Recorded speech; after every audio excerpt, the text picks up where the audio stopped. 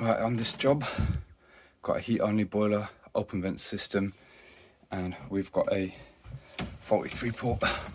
So when they're running hot water, obviously boiler comes on, you get heat coming down the flow through the pump, 3-port, and instead of just going straight to the hot water into the coil and coming back out, it's also passing down the heating side and making all the radiators go hot. Now obviously we're in summer at the moment, so we've got about 25 odd degrees. The last thing you want is your heating coming on, but you definitely need hot water. So we're gonna already undone the screws on this.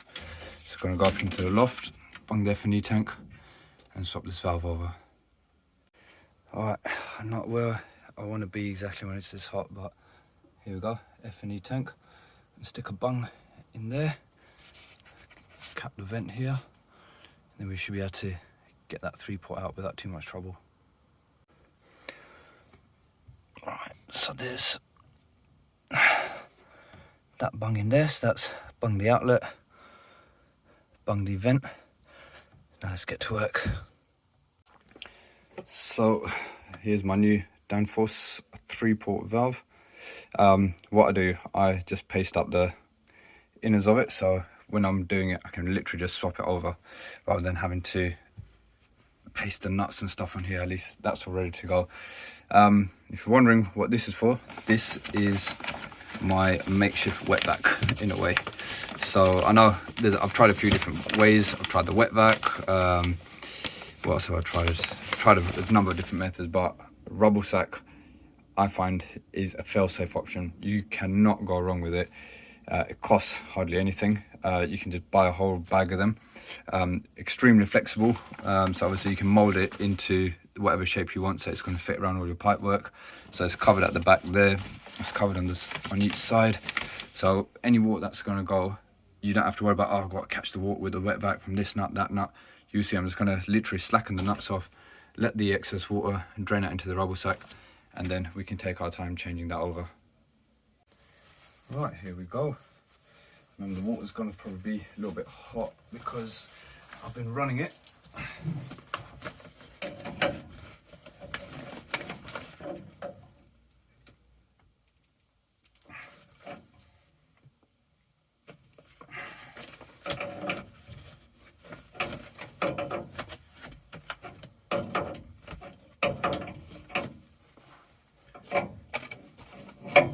So it's a little bit risky when you got that nut right next to the cylinder. Alright, that one was loose. That's good. And this one,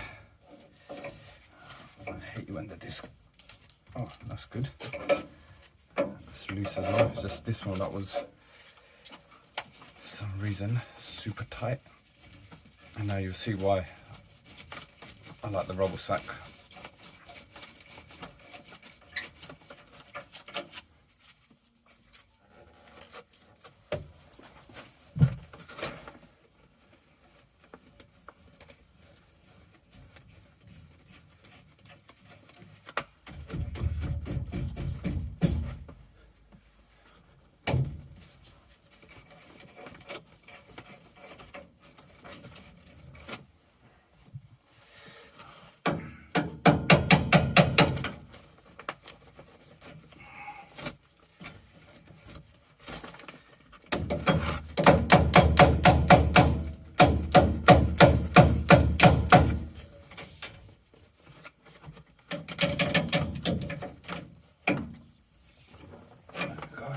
Water, it's just going straight into the Rubble sack. See? Now, if that happened and you had a wet vac, you'd be like, oh, where am I going to get it from? Let it flow. This is where it's going to go, straight into the Rubble sack.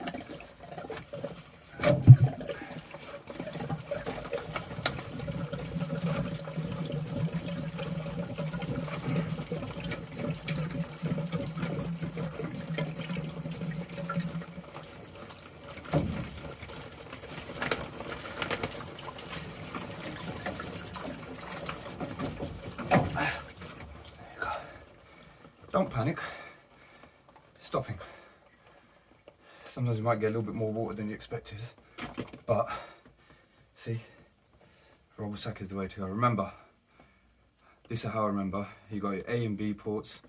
B is for bath, hot water side. A is another one. So let's first get these two sides in.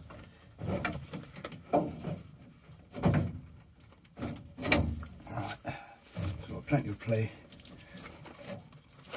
on the floor to it. Right.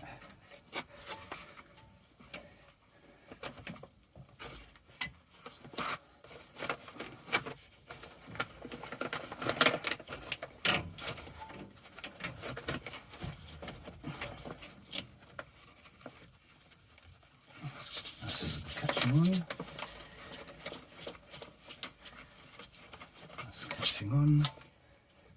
That one, it was catching on. So we don't want to cross thread anything. There we go. Right.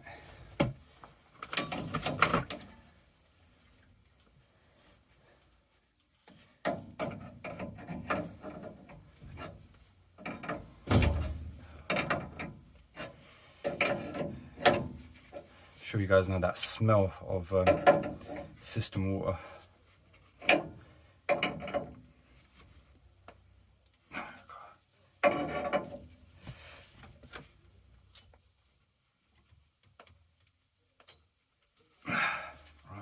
Tight enough. Maybe it's an open vent system, so it's not under mad pressure, so you don't have to go super tight, but you need to obviously tight enough.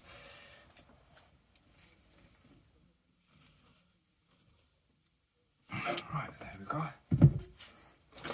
And now let's carefully pull that little sack out of there. Might be a little bit of water that escaped, but the majority of it, as long as you don't rip the rubber sack as you're taking it out.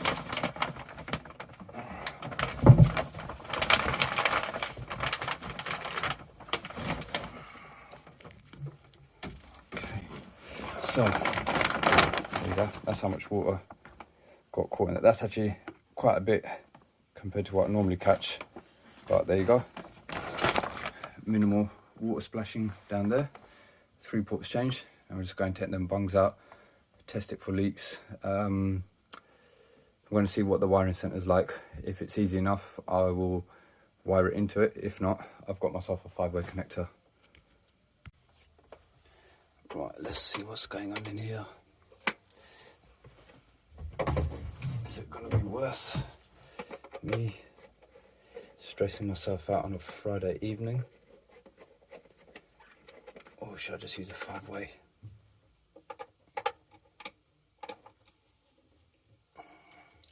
To be fair, the Danfoss wiring centres are generally fairly easy to work with. Let's see how much of a jungle it is in here. Oh, sorry about the shake. I've got this latched on a cupboard. Right, what have we got here?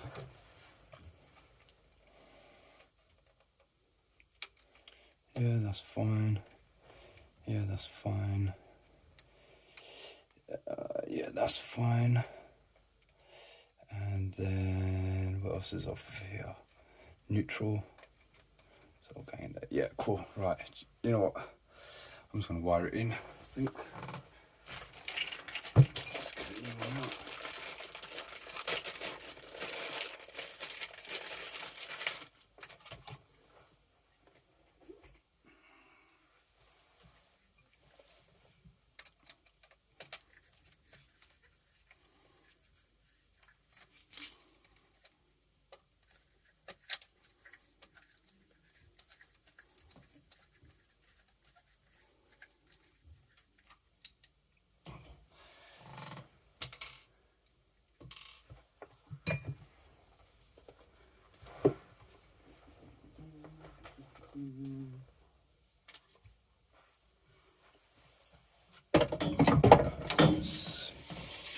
How much cable am I going to need if I strip it back? So that's the longest one. Our brown and white is our longest cable. So if that needs to go to there, it's just going to strip it about here. That should give me enough. Yeah. So then get back onto the 3-port body as well. Right, now I know there's a few different ways of doing this wiring. So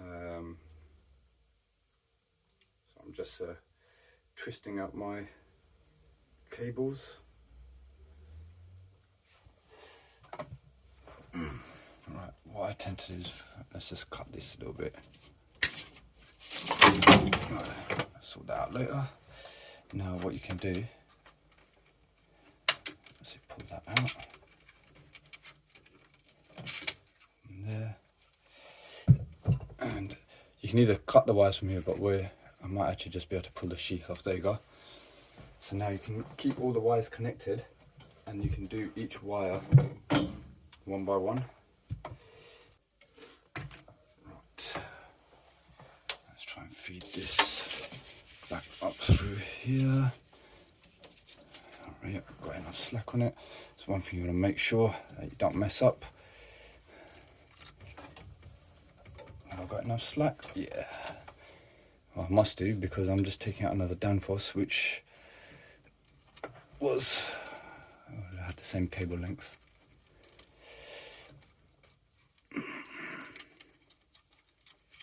One, two, three, and let's get the neutral. 4. Right, lovely. We have our 4 cables in. Now what we can do is do each of these one by one. So that's going into number 14. So take the same one.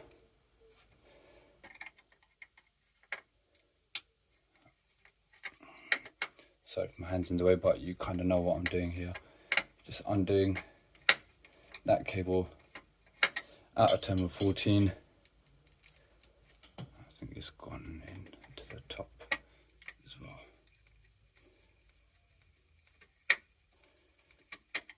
Right, so one out, one in. Make sure you get it in. There we go. Now that way you won't forget which wire goes where. It's just a fail-safe method of making sure that your wiring goes back in the same way as well.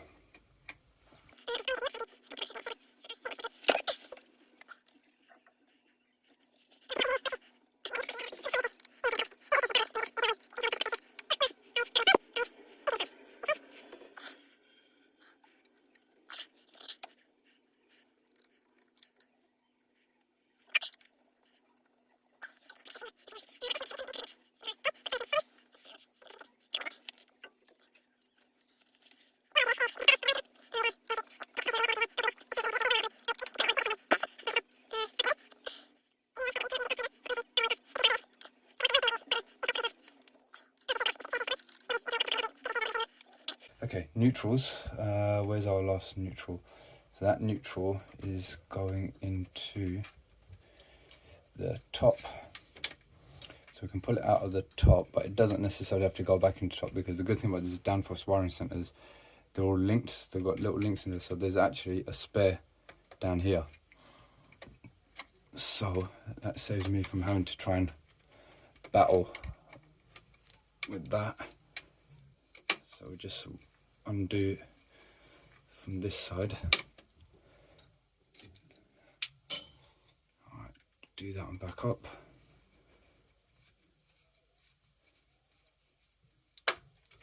Make sure that hasn't come out. And then, I don't know if you can see, there's a link there and there's a link there. So these two terminals here, that's going to be a neutral there as well. So again, I'm just going to trim that neutral a little bit, leave a bit of slack on it, because it's always good to have a bit of slack.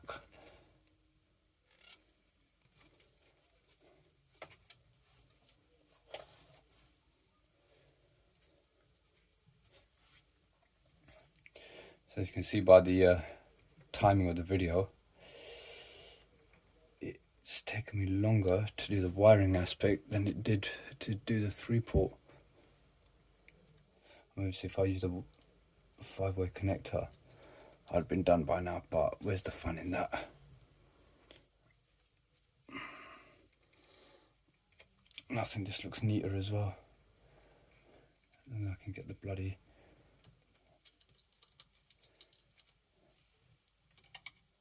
cable in.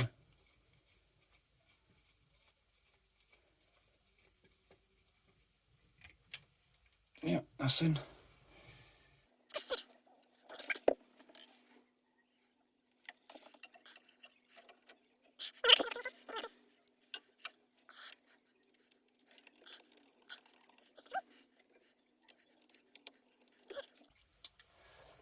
Right, I'm going to put the cover on and stuff, and then we'll have a look at this bad boy again. Right, let's pop the power back on. And let's do hot water.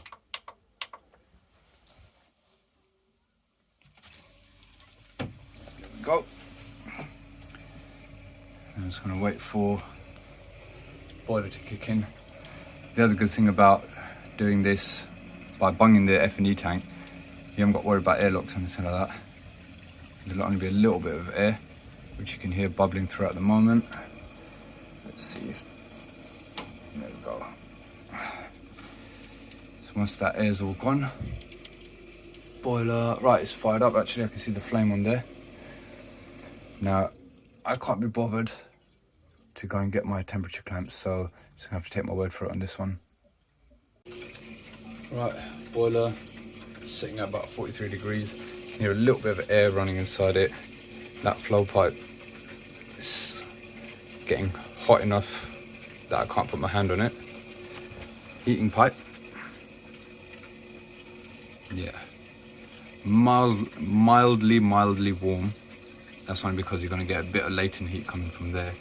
Put my hand further down here, nothing.